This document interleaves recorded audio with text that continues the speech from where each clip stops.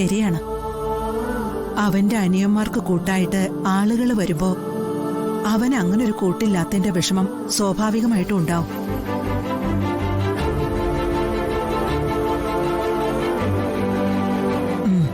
വേണം, സിദ്ധുവിനും ഒരു കൂട്ട് വേണം.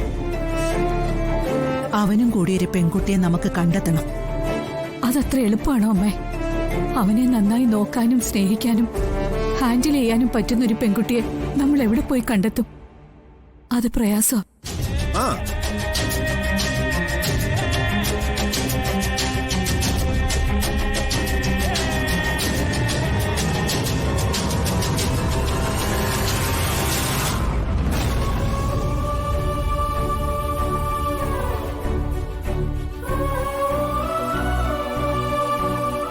അതെ, ഇവിടെ ഇരിക്കണമെന്നില്ല, മുറിയിലേക്ക് പോയിക്കോളൂ. വേണ്ട, ഞാനിവിടെ ഇരുന്നോളാം. ശരി.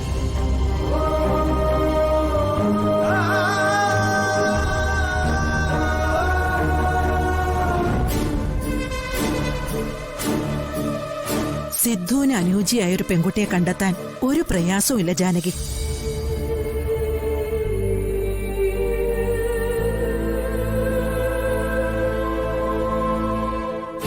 അങ്ങനൊരു പെൺകുട്ടിയെ ഞാൻ കണ്ടുവച്ചിട്ടുണ്ട്.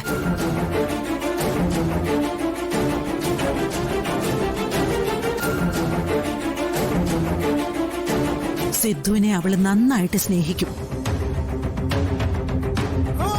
നന്നായി പരിചരിക്കും. അവന്റെ മനസ്സറിഞ്ഞ് അവള് പെരുമാറും.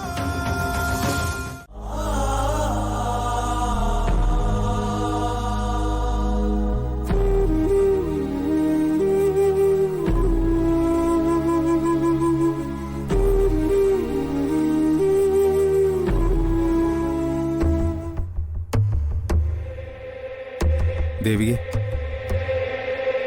മോളെ ദേവികെ. അനീഷേട്ടാ. എന്തായി ദേവികെ, എങ്ങനെയുണ്ട് രണ്ടുപേർക്കും? ഒബ്സർവേഷനിൽ തന്നെയാ, ഒന്നും പറയാറായിട്ടില്ല. ഡോക്ടറൊന്നും പറഞ്ഞില്ലേ? വെയിറ്റ് ചെയ്യാനാ പറയുന്നേ. ക്രിട്ടിക്കൽ കണ്ടീഷൻ എന്നല്ലേ പറഞ്ഞിരുന്നേ? അതിന് വല്ല മാറ്റം ഇല്ല. എത്രയും പെട്ടെന്ന് അവരൊന്ന് സുഖപ്പെട്ടാ മതിയായിരുന്നു. അപകടനില തരണം ചെയ്ത് കിട്ടിയ സമാധാനായിരുന്നു. അതൊക്കെ മാറും മോളെ. നീ വീട്ടിലേക്ക് പോയിക്കോ. അവിടെ പോയിട്ട് കുറച്ച് റെസ്റ്റ് എടുക്ക. സ്കൂളിൽ പോകണ്ടല്ലേ?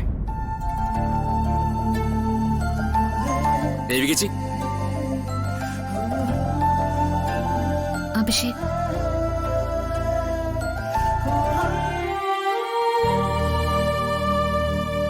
അനീഷേട്ടന് ആളെ മനസ്സിലായില്ലേ? ഋഷിയുടെ അനിയന അഭിഷേക്. മനസ്സിലായി.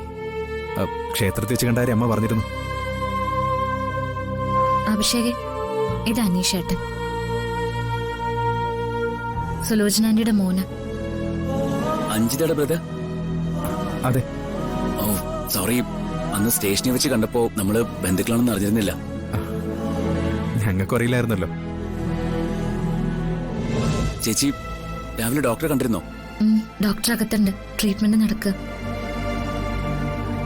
എന്നാ പിന്നെ മോളെ നീ പൊയ്ക്കോ. ഡോക്ടറെ കണ്ടിട്ട് പോവാം.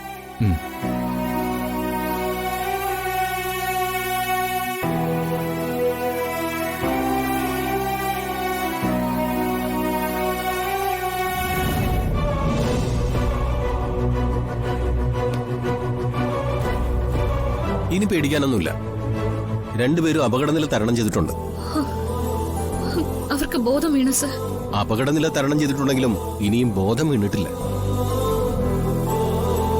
നമുക്ക് കുറച്ചുകൂടി കാത്തിരിക്കാം.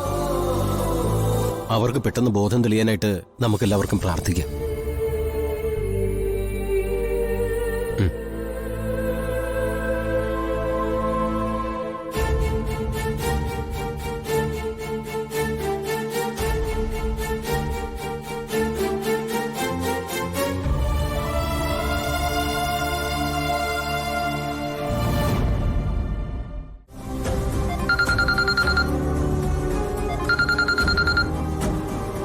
ഹലോ വല്യമ്മേ, ഒരു ഗുഡ് ന്യൂസ് ഉണ്ട്.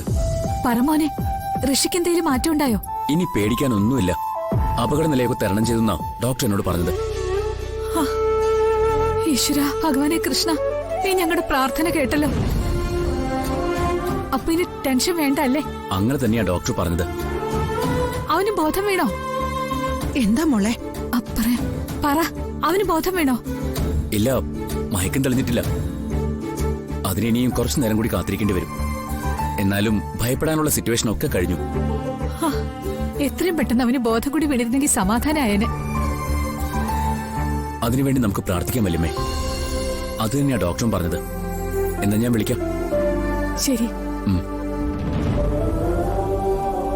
എന്താ മോളെ? ഹോസ്പിറ്റലിൽ നിന്ന് അഭിഷേക വിളിച്ച് ഋഷി അപകടനില തരണം ചെയ്തു. നിന്റെ സംസാരം കേട്ടപ്പോ എനിക്കിത് തോന്നി. ഭഗവാൻ തുണച്ചല്ലോ. പക്ഷെ അവനിനി ബോധം തെളിഞ്ഞിട്ടില്ല അമ്മേ. ബോധമൊക്കെ തെളിയും, നീ സമാധാനിക്ക. ഇതുവരെ കൂടെ ഉണ്ടായിരുന്ന ദൈവം ഇനിയും കൂടെ ഉണ്ടാവും. ജാനകി, ഇതൊരു ശുഭസൂചനയാ. ഇനിയിപ്പോ ഒന്നും വച്ച് താമസിപ്പിക്കണ്ട. നമ്മൾ തീരുമാനിച്ച കാര്യം പെട്ടെന്ന് തന്നെ നടപ്പിലാക്കണം. നീ അഭിഷേകിനെ വിളിക്ക്. എന്നിട്ട് വേഗം വരാൻ പറയേ. കാര്യമൊന്നും ഫോണിലൂടെ വിശദീകരിക്കണ്ട. നമുക്കൊരിടം വരെ പോകണമെന്ന് മാത്രം പറഞ്ഞാ മതി. നീ വിളിക്ക്.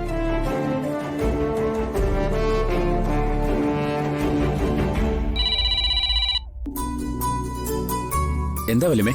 ആ അഭി, നീ പെട്ടെന്ന് തന്നെ ഇങ്ങോട്ട് വരണം. എന്താ കാര്യം? നമുക്ക് അത്യാവശ്യം ഒരിടം വരെ പോകാനാ. നീ വേഗം വാ.